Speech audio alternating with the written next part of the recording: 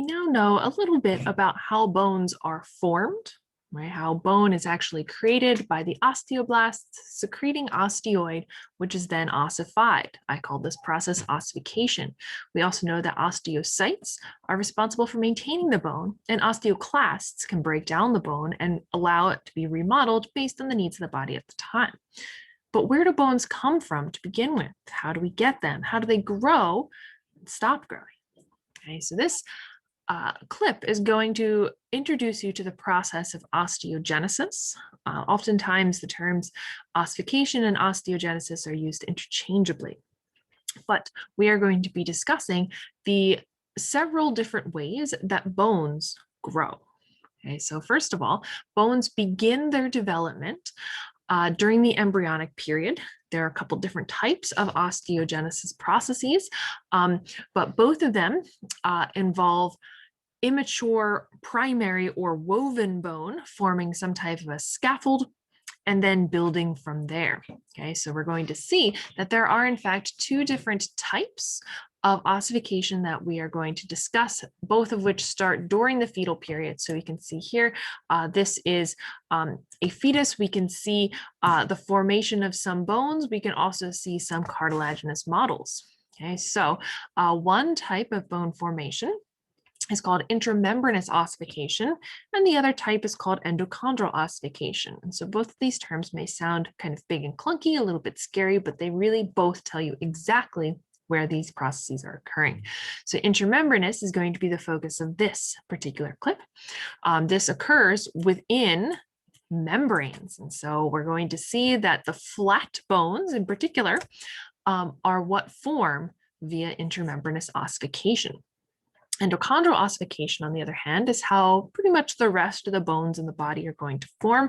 And this begins within endochondro, right? So cartilage. So intramembranous starts within a membrane. Endochondral starts within a cartilaginous model. Endochondral ossification begins at approximately 8 weeks post-fertilization, while intramembranous ossification begins a teeny bit later at about 10 weeks post-fertilization. Okay. Again, both of these processes involve some kind of a structure to begin with, and then a very rapid, disorganized ossification process. So osteoblasts pretty much just throwing down osteoid in any particular shape possible. Okay, so no true organization, and then later, osteoclasts are going to come along, break down that bone, and build it up a little bit more strongly the second time. Okay. So there's kind of a rough draft version of these processes. And so again, osteoclasts are going to allow for the remodeling and the strengthening of the bones into being strong enough for us to survive. Another form of bone growth, which does not use a membrane model, does not use a cartilage model, but instead appositional growth is going to increase the diameter only of an existing bone. So our bones as an adult certainly are not as skinny as they were when we were a toddler, right? So they not only grow in length, but they also grow in girth as well. And so appositional growth or appositional bone deposition increases the diameter of the existing bones. Again, we are going to be talking about intramembranous ossification in this clip. So in the mesenchymal membranes of a developing fetus. Okay, so remember, just a throwback to a previous lesson, the mesenchyme tissue is what all connective tissues are ultimately derived from. We have a series of membranes, groups of connective tissue within our developing self, right, as a fetus. And so within these membranes, there are special stem cells called mesenchymal cells. Okay, and essentially these cells are triggered to differentiate into osteogenic cells. Okay, so osteogenic cells should seem familiar to you. They are also present in the adult bones. But essentially these mesenchymal cells are going to differentiate into osteogenic cells. Okay, and the osteogenic cells are further triggered to differentiate into osteoblasts. Now, we've seen this before. Osteoblasts do what osteoblasts do best. They're going to secrete organic matrix. Okay, so they're going to be secreting osteoid out in all directions. Okay, and that is then spontaneously ossified. Okay, now, as we know, the osteoblasts become trapped in the very bone that they themselves have made. Okay, the osteoblasts in this situation are essentially just haphazardly throwing down osteoid in any configuration possible, but the activity of multiple osteoblasts actually joins together to form kind of pseudo-trabeculae. Right, so the bony tissue is going to look a lot like spongy bone, but in fact, it is still a little bit less organized than true spongy bone would be. Okay, and so this is going to subsequently, we're going to see this hardening of the primary bone, more and more calcification, right? So adding of more of this inorganic material. Remember that I told you that intramembranous ossification is going to start at about 10 weeks post-fertilization. At this time, there is already a primitive vasculature system developing. And so as we can see in these images, the osteoblasts, now osteocytes, have developed these pseudo-trabeculae embedded within this mesenchyme tissue. Now, automatically, these osteoblasts are going to be depositing this osteoid, weaving around the existing blood vessels. All right, so the blood vessels are already there. They're already delivering nutrients and such to this mesenchyme tissue. Okay, so the organization is going to just automatically weave around these blood vessels. Okay, now some of the mesenchymal cells along the outer surface and the inner surface of these bones are going to further differentiate, and ultimately they are going to form the periosteum. Okay, so what we can see so far is that osteoblasts have differentiated from different levels of stem cells. Okay, they automatically start throwing down bone, weaving around existing blood vessels, okay, forming this pseudo-trabeculae or pseudo-spongy bone. This is hardened over time, right? And then later it's going to be reorganized.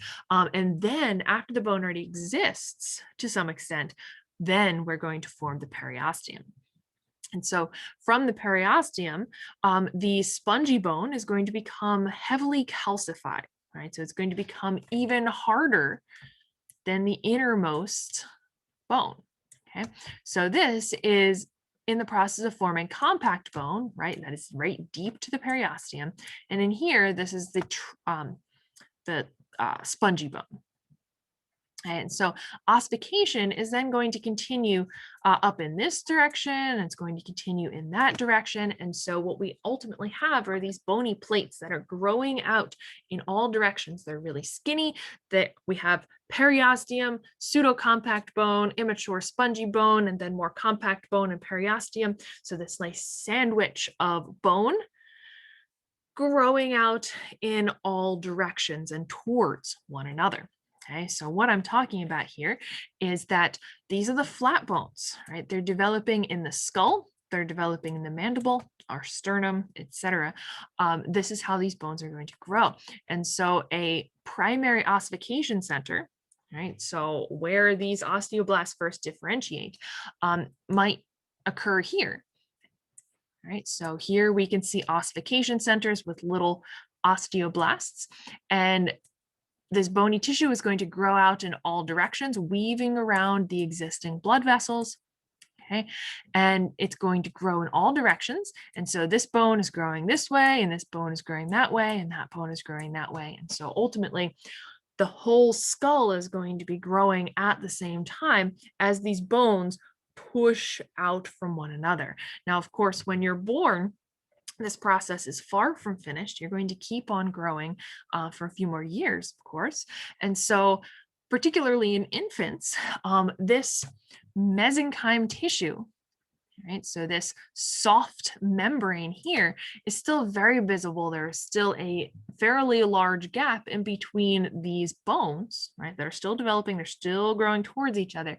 And so these soft spots are more technically called the fontanelles. And in a baby, you can look at them to see if baby is dehydrated, etc. Also, it is actually really important that the soft spots, the fontanelles, are not closed up at the time of birth because in order to fit through the birth canal, baby's head bones actually fold over one another, making baby's head smaller and facilitating the birthing process. And then after birth, the bones return to their original configuration and, of course, continue to grow from there. Okay, so take home message here. This process begins at about 10 weeks post fertilization. It begins with ossification centers. That is, begins with stem cells differentiating into osteoblasts and laying down bone around existing blood vessels. Then we develop a periosteum on the surface, right, the superficial surface and the deep surface of this developing flat bone. Which facilitates the development of this compact bone shell on either side. Okay, so that is all for this particular clip. Stay tuned for endochondral ossification.